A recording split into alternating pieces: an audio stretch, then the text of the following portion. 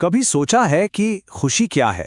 क्या ये बस एक अच्छी फीलिंग है जो आती जाती रहती है, या फिर इसके पीछे कोई साइंस है? आज हम यही समझने वाले हैं कि खुश रहना कोई किस्मत का खेल नहीं, बल्कि ये सीधे सीधे हमारे दिमाग की हेल्थ से जुड़ा हुआ है। डॉक्टर आमेन का ये एक वाक्य पूरी चर्चा की नींव है। इसका मतलब बहुत सीधा है। एक हेल्दी दिमाग तो एक खुशहाल जिंदगी। पर सवाल ये है कि दिमाग की गुणवत्ता या ब्रेन क्वालिटी का आखिर मतलब क्या है। चलिए इसी को समझते हैं। तो ये है हमारा आज का सफर। हम शुरू करेंगे खुशी के साइंस से, फिर जानेंगे कि हमारा दिमाग किस टाइप का है। उसके बाद नेगेटिव थॉट्स को हराने का तरीका सीखेंगे, और आखिर में देखेंगे कि कैसे सही खाना, जिंदगी का एक मकसद और अच्छे रिश्ते मिलकर हमारी खुशी को कई गुना बढ़ा सकते हैं।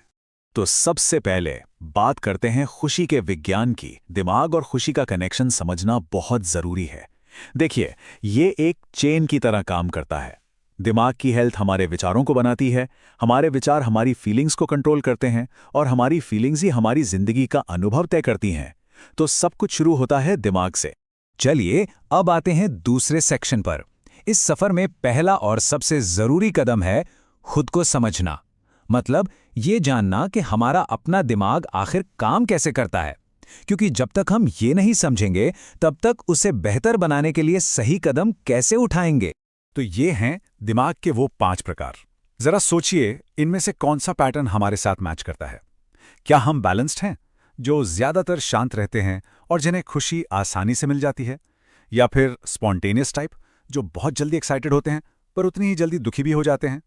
हो सकता है हम परसिस्टेंट हो, जिन्हें हर चीज परफेक्ट चाहिए होती है, या सेंसिटिव, जिनकी खुशी और दुख छोटी छोटी बातों से तय हो जाते हैं, या फिर कॉशियस, जो हर बात पर बहुत ज्यादा सोचते और चिंता करते हैं।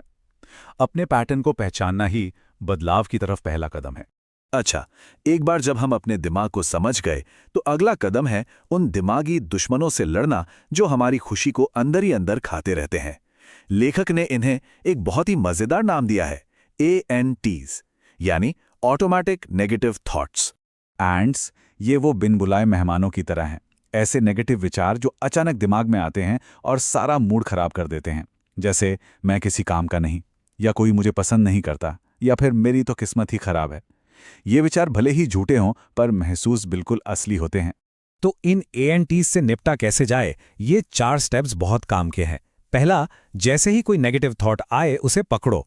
दूसरा, उसे कहीं लिख लो।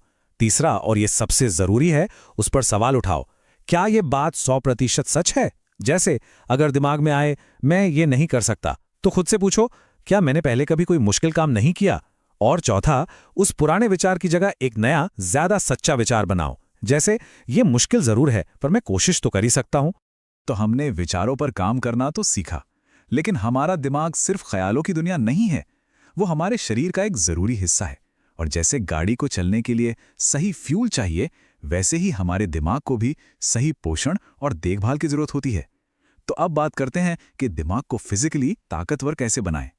पता है, हमारा खाना सीधे हमारे मूड पर असर डालता है। एक तरफ है वो फूड्स जो दिमाग को ताकत देते हैं, जैसे अखरोट, हरी सब्जियां और डार्क चॉकलेट, जो खुशी को बूस्ट करते हैं। और दूसरी तरफ है वो चीजें जो दिमाग की एनर्जी छीन लेती हैं, जैसे बहुत ज्यादा चीनी, जंक फूड और अल्कोहल। ये चॉइस हर दिन हमारे हाथ में होती है कि हम अपने दिमाग को कौन सा फ्यूल दे रहे हैं। खाने के अलावा एक और चीज है जो दिमाग को फिजिकली कमजोर करती है, और वो है लगातार बना रहने वाला स्ट्रेस।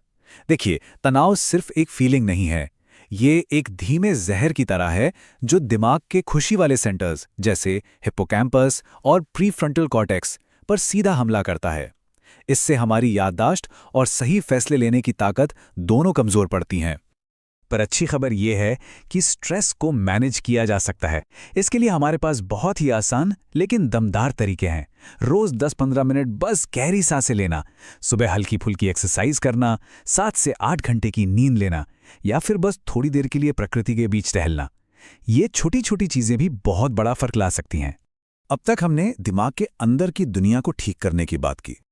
अब जरा बाहर की दुनिया के उन 2 सबसे जरूरी पिलर्स पर ध्यान देते हैं जो खुशी को लंबे समय तक टिकाए रखते हैं, जिंदगी में एक मकसद और मजबूत रिश्ते। जब जिंदगी में एक क्लियर वाई यानी क्यों होता है, तो दिमाग को एक डायरेक्शन मिलती है और वो डोपामीन जैसे पॉजिटिव केमिकल्स छोड़ता है। अपना मकसद खोजने के लिए खुद से ये 3 सवाल पूछना बहुत मददगार हो सकता है। मुझे क्या करना सबसे अच्छा लगता है? मेरे काम से दूसरों को कैसे फायदा हो सकता है? और मेरी सबसे बड़ी ताकत क्या है? इन सवालों के जवाब में ही जिंदगी का मकसद छिपा होता है। मकसद के साथ साथ खुशी का दूसरा सबसे बड़ा फ्यूल है हमारे रिश्ते। ये इक्वेशन बहुत ही सिंपल है। मजबूत रिश्ते मतलब मजबूत खुशी।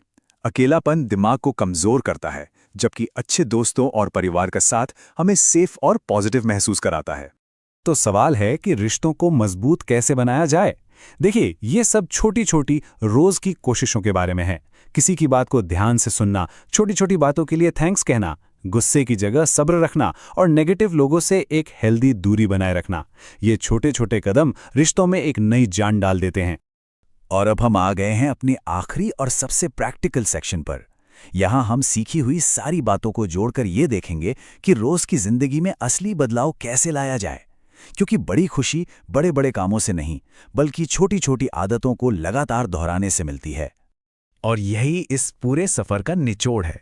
हमें अपनी पूरी जिंदगी एक ही दिन में नहीं बदलनी है, बस किसी एक आदत से शुरुआत करनी है।